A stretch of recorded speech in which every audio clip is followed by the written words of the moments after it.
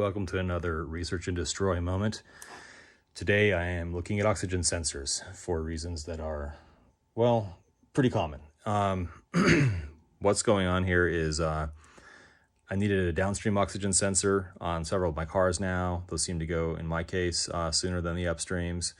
And those, of course, witness your catalytic converter, so you don't know what the issue is the one way or the other. Bear in mind, if you've got a oxygen sensor that's fairly new versus fairly old, that tells you whether you should be suspecting your cat or other issues like richness or vacuum leaks or other things like that. In any case, what I'm doing is I'm looking into possibly fake denso oxygen sensors that I purchased a while back, as well as just the general failure mode and testability of these things to clarify what I've seen from some really lousy 1 or 2 or 3 minute videos by people who cannot pronounce catalytic converter. It is not a Cadillac or other things. Not to judge, but I don't know everything about oxygen sensors either. So let's learn a few things together and find some stuff out.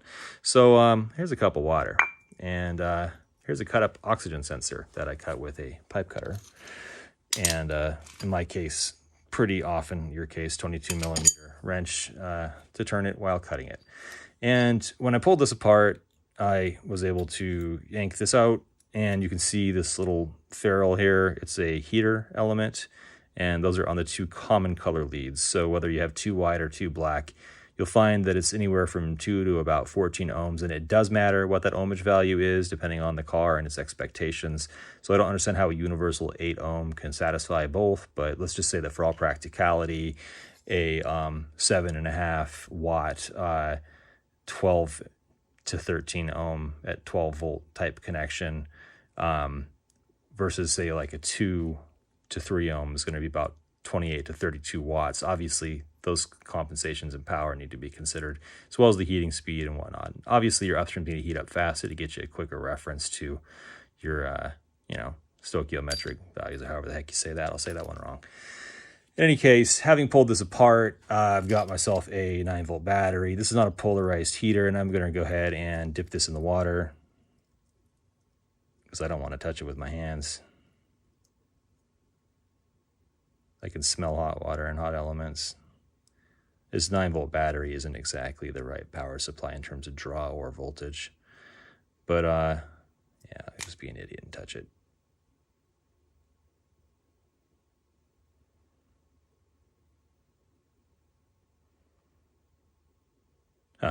Yeah, a little warm, but I've already worn out the battery earlier.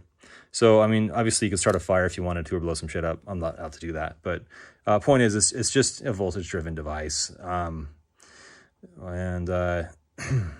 They sometimes have a marking on them. But having pulled this apart, I'm satisfied to see what's inside of it in terms of just how fraudulent it was. I started wondering if some of these guys are just like a hidden package diode that's just dropping a certain voltage. Because I've got a few of these where they just sat at like 0.7 volts once they were in the car, and they didn't fluctuate at all, which is going to throw like a non-moving or slow-moving O2 sensor code, which is not what happened in my case. What happened in my case was after about 12 miles of driving and thinking I finally got the issue done rewiring my own universal-ish thing, or repurposing one, that I was good to go. And then as I got home, it threw a code for P0136. So I'm going to show you what the fake ones look like. So this is definitely a fake. It says Toyota. It's got the part number. It says denso.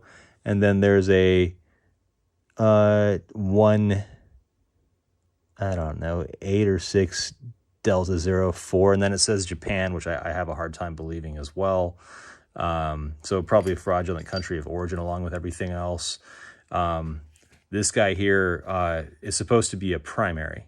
So when I flame him, which we'll do together in a second, you need to see rapid switching, which we're not going to see. So now we're playing with fire. So we played with electricity. Now it's time to play with fire. All right. So if you look at your oxygen sensors, there's going to be 2 common colors, and we could check the resistance of that. And again, I mean, I'm not going to draw this out. If you have an ohmmeter in your setup, you'll know how. If you don't, then, either get one or don't bother. But if your heater element has an issue, you'll get a specific code around the heater element.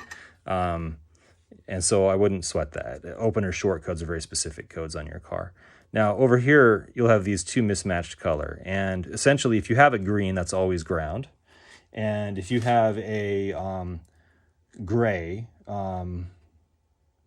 that is also always ground if it is yeah, I mean, obviously, if you have two whites, then those are the heater. If you have two blacks, those are the heater. If you have a green or a gray, that's your ground reference, and that doesn't ground to the chassis.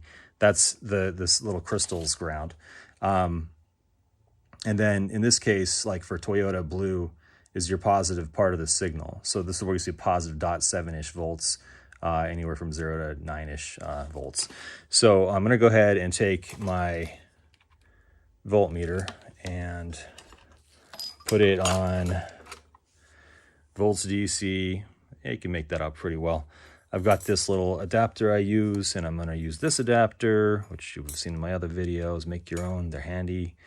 You can always cut up an old cable or connector to get these pins. I got these female pins here from an old connector that I crimped or soldered or whatever I did. I don't know. So I got the white and the blue here, so I'm going to put the ground on the white because that's ground, and I'm going to put the red on the blue because that's positive voltage.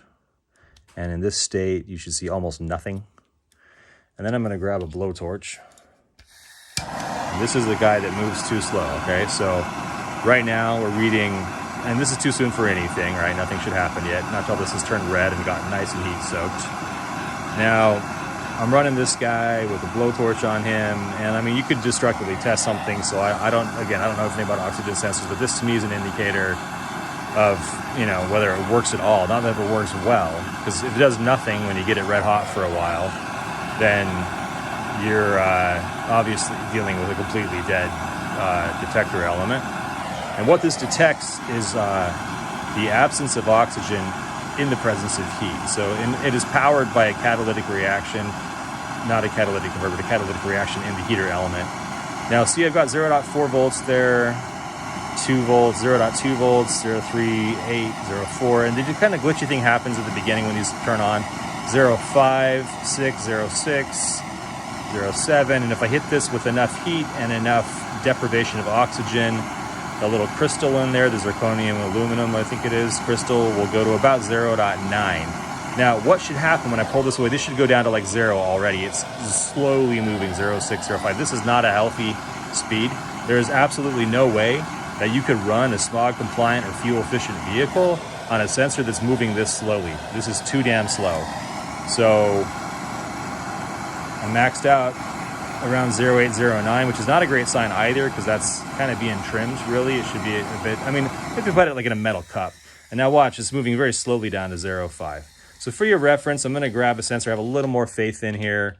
So this guy here, he's still an example of faster but not good enough. And this is where this method is not going to be particularly productive for you when you're trying to determine, you know, how good or how bad your O2 sensor is. You cannot do that with a blowtorch and a voltmeter.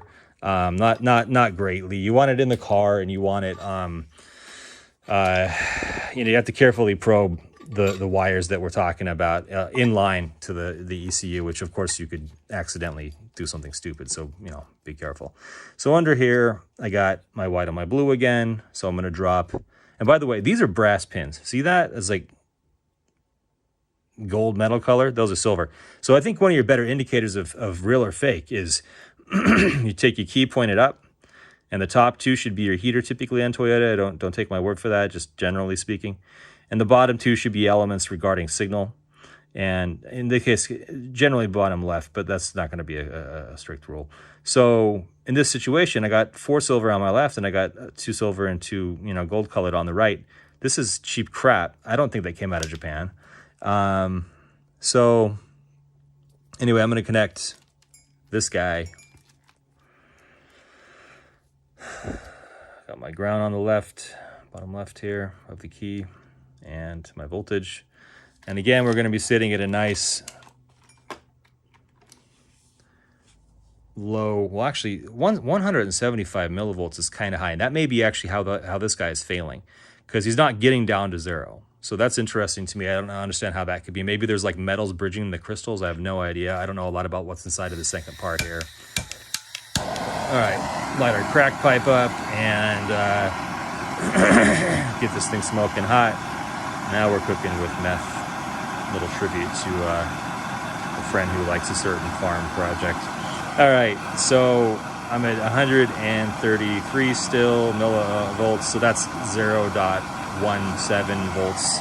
All right, now we're doing the jumpy threshold thing that all of these do when they start to get to the kind of quantum state of like tickling some registering values, but it's the heat and the deprivation of oxygen, right? So this here is probably a more accurate measurement. Getting a little hot there, and if you see how fast that drops down, a really healthy one goes even faster than that. So that just to compare how much faster that is than the guys that I called suspect. So this is, I don't know, 180,000 miles old downstream, and those other two were knockoff Denzos. All right, so I told you we'd look inside of this thing a little more. So having done the pipe cutter off of here, you got the way your leads come in, and then this is cooled down enough that I can handle it now. So this guy here is one such of the suspect dudes, and you can see again the marking, some Toyota Denso fake part number, not it. And I guess for shits and grins, I'll just go ahead and prop this here and get my adapter changed out to just a Canon plug and put this back on volts DC. And we'll hit this guy. You can see there's just the two leads, the blue and the white. Put the Toyota pin out. And this guy was in my car last night. He's the one that kept me up, wasting my time.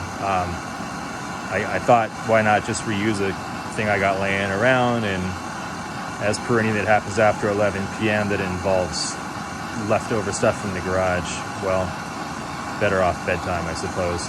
This thing takes forever. Like, I have to saturate this thing in heat to start to get a response. So now we're up about 0.2 volts, 0.2. All right, a little more heat here, a little more oxygen. Okay, 0.3. So now it's gone to a stable point, 0.6, 7. See how hot, how 8, 6, 9. All right, so good top range, 9.2, 9.5. And I pull off of there, and look how slow this comes down. So that's freaking garbage. What's funny is this is reading 0 volts in my car. And I don't know if it's because the ECU decided just to ignore it. Because obviously that's not 0 volts. That's 0.1 to 0.9 volts.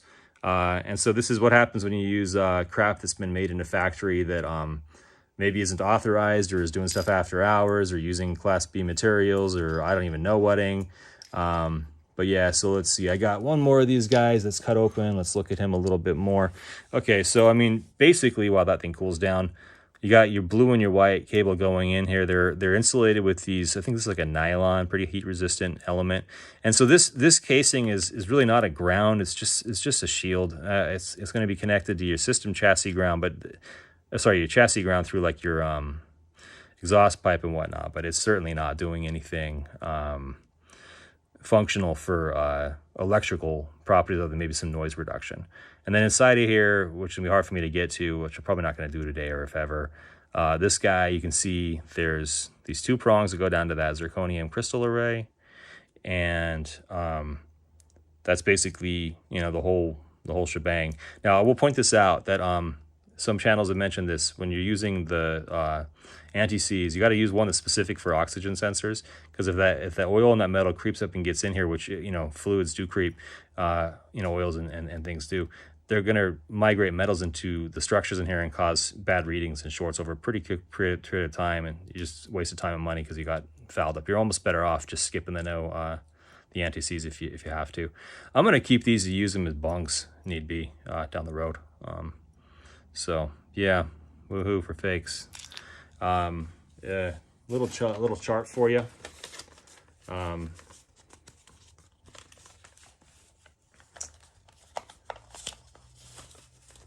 All right, so if you want to know, there's a bunch of different brands out there between Ford and Hyundai and Honda and Toyota and all these other guys. This is your color code treat at the end here for you. So where we consider these two to be heaters here, which are going to be either too white or too black depending on the schedule, too brown depending on the schedule, and you got your negative and your positive for your signal portion here.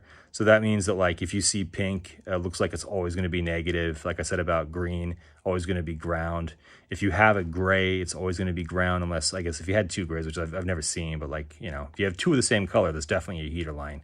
And then like depending on that, like always start with your heater and then your negative first. If you go from positive color code, you might get kind of screwed up because some of these guys have kind of an unconventional, well, I mean, that's the one that varies the most. So, you know, just stick to checking your heaters and then your ground, and then you got your plus. But that's the color code there. So advice to you is, you know, buy your oxygen sensors from a reputable place. And if you're tooled and brave and you want to make your own from a Universal or something else you got laying around, your mileage is going to vary. Certainly your brands out there that you would, could, and should trust are going to save you a lot of headache and, you know, codes. And I mean, hell, the amount of gas you're going to waste over a couple of months or years of driving, that just pay the man, get a good brand. Good luck. Bye.